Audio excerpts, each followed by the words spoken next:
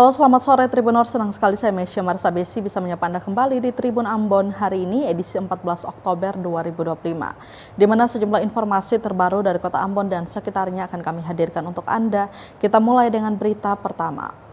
Jelang sidang putusan, masa seruduk Pengadilan Negeri Ambon tuntut bebaskan masyarakat adat. Puluhan aktivis lingkungan yang tergabung dalam aliansi Baku Jaga Tanah menggelar aksi demonstrasi panas di depan Pengadilan Negeri atau PN Ambon Selasa 14 Oktober 2025. Aksi ini digelar mendesak keadilan menjelang pembacaan putusan terhadap dua pejuang lingkungan dari Negeri Haya, yakni Satria Ardi Tuahan, Kepala Pemuda, dan Husain Mahulau alias Husen. Massa yang membawa spanduk dan poster berisi seruan tajam langsung menyelimuti halaman PN Ambon. Mereka melancarkan kritik pedas terhadap kriminalisasi masyarakat adat yang dituding membela tanahnya dari kerusakan lingkungan. Beberapa tulisan di poster mereka berbunyi cabut izin PT Waragonda, jaga sasi, lawan kriminalisasi, dan yang paling menohok yaitu perusahaan yang rusak sasi masyarakat adat yang dikriminalisasi. Koordinator aksi Hardi Ilman Rahantan dengan lantang menegaskan bahwa kedatangan massa adalah untuk mengawal putusan agar hakim benar-benar mempertimbangkan aspek keadilan ekologis dan sosial. Hardi juga mendesak pemerintah dan penegak hukum agar segera mencabut izin operasi PT Waragonda Mineral Pratama, perusahaan yang dituding menjadi biang kerok kerusakan wilayah adat Negeri Haya. Diketahui kasus ini memicu gelombang simpati publik setelah Jaksa Penuntut Umum atau JPU Kejaksaan Negeri Maluku Tengah menuntut Husain Mahulau alias Husen dengan hukuman yang sangat berat, yakni 8 tahun penjara. Husen sendiri dikenal luas sebagai warga adat yang gigih memperjuangkan hak atas lingkungan hidup yang bersih dan sehat. Tim penasihat hukum terdakwa dalam eksepsinya telah berulang kali membantah dakwaan tersebut. Mereka menegaskan bahwa insiden yang dituduhkan adalah buntut dari tindakan perusahaan PT Waragonda yang secara sepihak merusak sasi adat atau larangan adat untuk melindungi pesisir yang dipasang oleh para tokoh adat dan masyarakat setempat. Sasi adat itu dipasang untuk melindungi wilayah pesisir dari ancaman kerusakan lingkungan akibat aktivitas tambang pasir karnet. Namun tindakan perusakan sasi oleh perusahaan memicu kemarahan warga hingga terjadi insiden pembakaran fasilitas tambang pada 16 Februari 2025. Kerusakan lingkungan yang ditimbulkan aktivitas tambang juga disebut telah menyebabkan abrasi pantai, rusaknya perkebunan, dan bahkan merusak tempat pemakaman umum atau TPU Negeri Haya. Kuasa hukum Husen juga menyoroti adanya pengabaian terhadap regulasi perlindungan bagi pembela lingkungan. Mereka merujuk pada pasal 66 Undang-Undang Nomor 32 Tahun 2009 tentang perlindungan dan pengelolaan lingkungan hidup yang secara eksplisit menyatakan bahwa setiap orang yang memperjuangkan hak atas lingkungan hidup yang baik dan sehat tidak dapat dituntut secara pidana maupun digugat secara perdata. Mereka menegaskan bahwa Husen berjuang berdasarkan hak konstitusional warga negara. Kasus yang menimpa Husain Mahulau dan Satria Ardi Tuahan kini telah menjadi sorotan nasional dan dianggap sebagai simbol perlawanan masyarakat adat terhadap ancaman industri ekstraktif yang mengancam ruang hidup dan kelestarian lingkungan mereka. Pokoknya cabut izin PT Waragonda dan bebaskan Bang Ardi dan Bang Husain. Apakah betul kawan-kawan? Apakah betul kawan-kawan? Serahkan kepada orang tua selanjutnya. Yang dilakukan oleh pihak kepolisian kepada Bang Ardi dan Bang Husain. Padahal kita lihat bahwa mereka berdua adalah pejuang lingkungan hidup, namun mereka ditangkap. Padahal mereka telah dijamin dalam peraturan Menteri Lingkungan. Dalam satu suara, demi surga suci yang mulia. Hari-hari esok adalah milik kita. Oke, salam perjuangan kawan-kawan. Saat ini beberapa jam lagi. Berita selanjutnya, Tribuners digrebek pakai narkoba di Pasar Mardika, anggota tim penataan kabur dari kejaran polisi. Seorang anggota tim transisi penataan Pasar Mardika berinisial AU digrebek polisi saat memakai narkoba jenis sabu di gedung Pasar Mardika, Kota Ambon. Ironisnya, AU dan seorang rekannya MT berhasil melarikan diri dari kejaran petugas. Meski barang bukti kuat ditemukan di lokasi kejadian, peristiwa ini berlangsung dramatis pada Senin dini hari 13 Oktober 2025 sekitar pukul 1:30 dini hari, sehari menjelang rencana kunjungan Wakil Presiden RI Gibran Rakabuming Raka ke lokasi tersebut. Kejadian berawal ketika Ibda Frans Ola, anggota tim Kakum Penertiban Pasar Mardika, sedang melakukan patroli rutin dan mengawasi melalui kamera CCTV di dalam gedung. Ibda Frans mencurigai aktivitas dua orang yang masuk ke salah satu ruangan di lantai 1 gedung Pasar Mardika. Tanpa membuang waktu, Ibda Frans Ola bersama sejumlah petugas mendatangi ruangan tersebut. Dugaan Ibda Frans benar. Di dalam mereka terdapat dua orang, namun saat hendak diamankan terjadi aksi saling dorong pintu yang sengit. Dalam situasi tersebut, kedua terduga pelaku AU dan MT secara tiba-tiba menarik pintu dengan kuat hingga membuat Ibda Frans terjatuh. Kesempatan ini langsung dimanfaatkan oleh keduanya untuk kabur. Meskipun sempat terjadi kejar-kejaran, kedua pelaku termasuk AU yang diketahui merupakan salah satu anggota tim transisi penataan Pasar Mardika yang dibentuk oleh Dinas Perindustrian dan Perdagangan Provinsi Maluku berhasil meloloskan diri. Meski gagal meringkus kedua terduga pelaku di tempat, petugas berhasil mengamankan barang bukti yang mengindikasikan kuat penggunaan narkoba di ruangan tersebut. Barang bukti berupa dua alat isap sabu atau bong, plastik bungkusan yang diduga bekas sabu, dan uang tunai senilai Rp500.000 langsung diamankan. Bukti-bukti ini lalu diserahkan ke anggota Ditres Narkoba Polda Maluku agar menjadi petunjuk melacak keberadaan pelaku. Menanggapi insiden ini, Ditres Narkoba Polda Maluku Kombes Pol Heri Budianto saat dikonfirmasi membenarkan kejadian itu.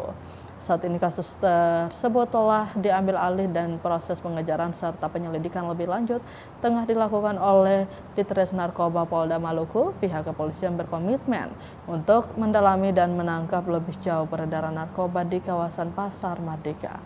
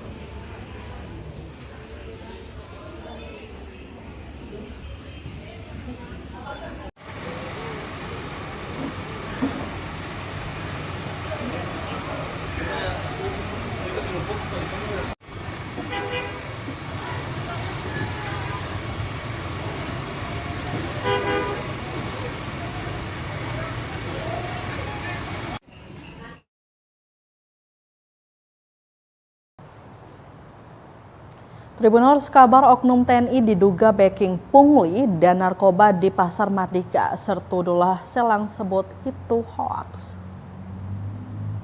Beredar isu dugaan oknum anggota TNI membackingi aktivitas pungutan liar dan peredaran narkoba di Pasar Mardika, Kota Ambon. Kabar itu menyeruak pasca penggerebekan dua orang yang menggunakan sabu di salah satu ruangan gedung Pasar Mardika. Saat dihubungi tribunambon.com, Sertudullah Selang menegaskan bahwa kabar itu tidak berdasar dan menyesatkan. Ia menegaskan bahwa kehadirannya di Pasar Mardika semata-mata untuk melaksanakan tugas pengamanan sesuai perintah pimpinan. Ia menegaskan tidak pernah meminta atau menerima uang dari para pedagang di Pasar Mardika. Kalaupun ada pedagang yang memberikan sesuatu, menurutnya itu hanya rokok sebungkus, bukan uang. Dullah mengaku selama bertugas di Pasar Mardika dirinya justru belum menerima uang makan sebagaimana mestinya. Namun hal itu tak membuatnya lalai menjalankan tugas. Selain isu pungli, nama Sertudullah juga dikaitkan dengan kasus penggerebekan dua orang pengguna narkoba di salah satu ruangan di Pasar Mardika. Ruangan tempat penggerebekan sabu itu diketahui berhadapan dengan kamar yang digunakan Dullah saat berjaga. Dalam kejadian itu, Dullah sempat berada di lokasi dan mengaku mengenal salah satu terduga pelaku berinisial AU. AU disebut sering menumpang tidur di ruangannya, namun ia membantah keras tudingan bahwa dirinya ikut terlibat atau membekingi aktivitas narkoba tersebut. Ia menegaskan tidak pernah mengetahui adanya aktivitas penyalahgunaan narkoba di sekitar ruangan tersebut, serta Dullah berharap masyarakat tidak mudah percaya pada isu-isu liar yang mencoreng nama baik aparat. Ia juga meminta agar pihak-pihak yang menuduhnya memiliki bukti kuat jika memang ada dugaan pelanggaran.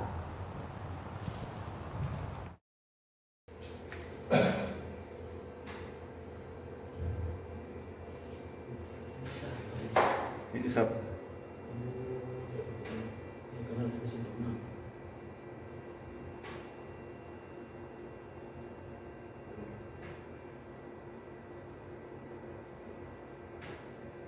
Dia ambil aku. Siapa? Saya tahu dia nama siapa.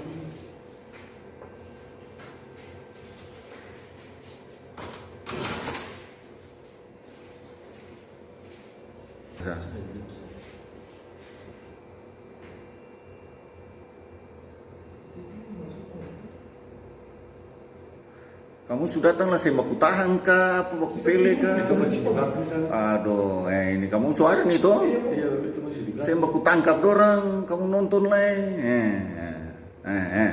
Toh? Itu dalam situ. Itu kamu nonton kayak apa saja. Kamu Hei, begitulah dorong kasih jatuh ke apa ke?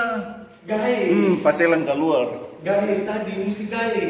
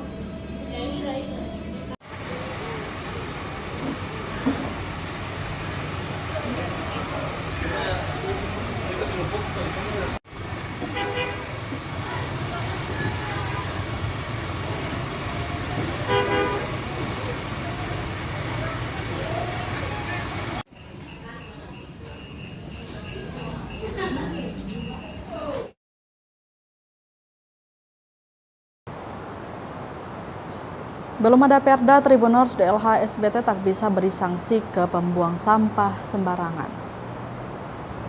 Dinas Lingkungan Hidup atau DLH Kabupaten Serang bagian Timur SBT mengaku belum bisa memberikan sanksi kepada masyarakat yang membuang sampah sembarangan.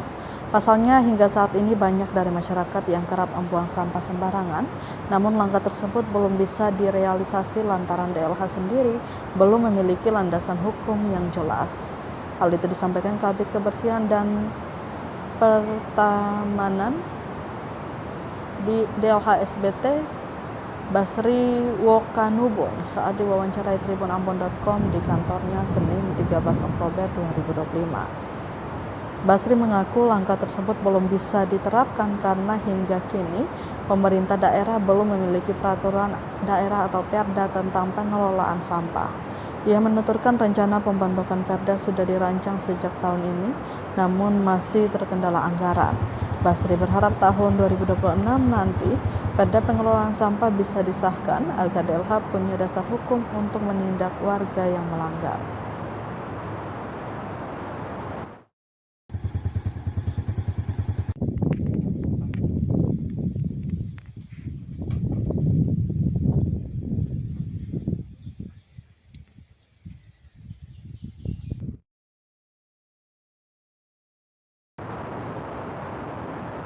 Tribuners Polres SBT pastikan penanganan kasus laporan balik pelaku pencabulan dihentikan sementara.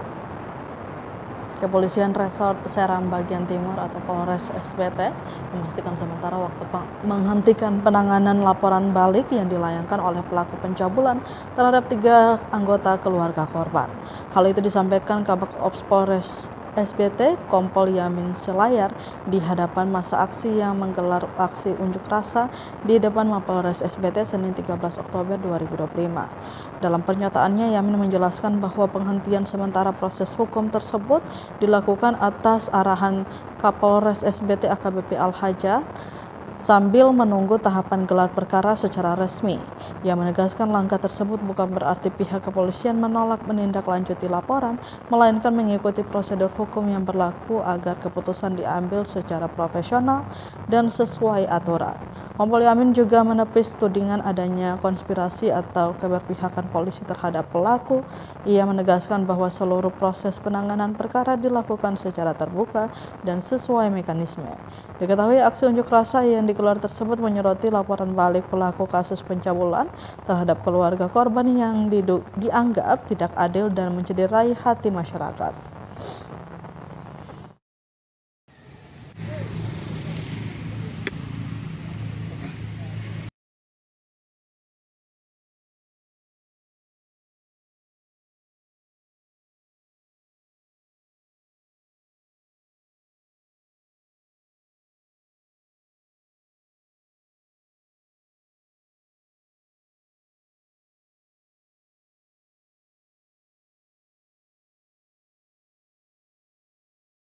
Sambil menunggu, karena kita kalau menghentikan perkara ini laporan polisinya sudah ada, harus ada gelar, harus ada tahapan-tahapan yang kita laksanakan untuk kita pastikan laporan polisi ini dihentikan secara hukum. Itu butuh kehadiran Bapak Kapolres. Makanya penyampaian Pak Kapolres ke kami, karena beliau berpikir saya selaku koordinator pengamanan aksi untuk disampaikan. Makanya tadi Bapak Kapolres bilang, tolong berikan saya ruang. Bapak PLH bilang berikan ruang, karena ya harus kita komunikasikan. Tetapi sampai dengan AKBP Al-Hajar selaku Kapolres definitif Serang Bagian Timur tiba di sini, tidak akan ada langkah-langkah hukum yang dilakukan oleh Reskrim terkait dengan LP 111. Jadi seperti itu. Jadi jangan sampai ada yang tadi ada bilang kata ada konspirasi, ya itu mungkin adik-adik duga, mudah-mudahan tidak, tapi yang jelasnya kami pastikan itu tidak ada.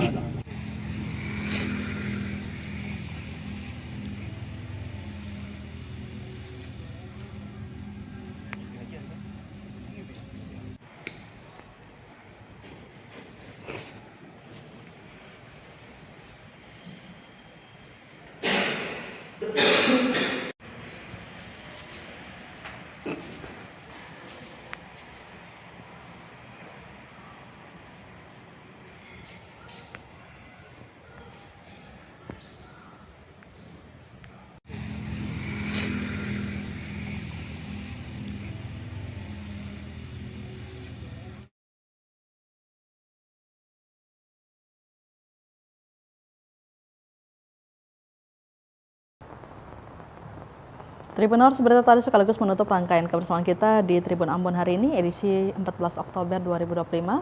Mewakili seluruh kru yang bertugas, saya Mesya Marisa Besi pamit undur diri. Selamat sore dan sampai jumpa. Mantap. Download Tribun X sekarang. Menghadirkan lokal menjadi Indonesia.